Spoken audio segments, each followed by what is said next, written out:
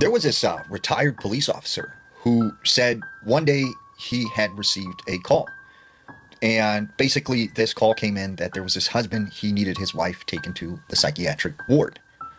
And he said it was him and this new rookie cop that was working that night. And he was very upset because he was like, this is, kind of ridiculous. Why can't this guy just take his own wife to the psychiatric ward? So he said they pull up to this beautiful home that's on top of this hill. They get out, they go up to the door, and this old man answers. And they said he was like very nervous, very like, bothered by something. And he says to them, like, something is wrong with my wife. She was in the psychiatric ward for several years. They let her out, and I think she needs to go back.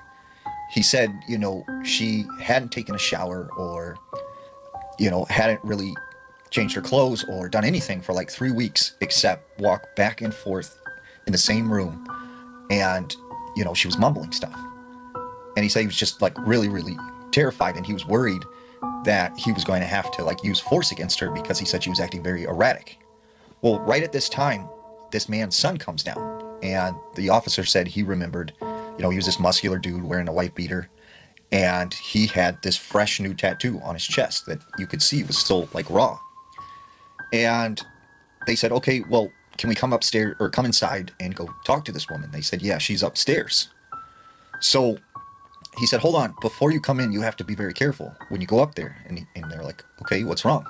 He said, there's blood all over the floor. And they're like, why is there blood on the floor? And he said, well, because she's been pacing back and forth with no shoes on. And she does this all night and day to the point that her feet have gotten so raw, they are now bleeding. And so the officer thought, okay, that's really strange. So they make their way upstairs, and they see her in this room.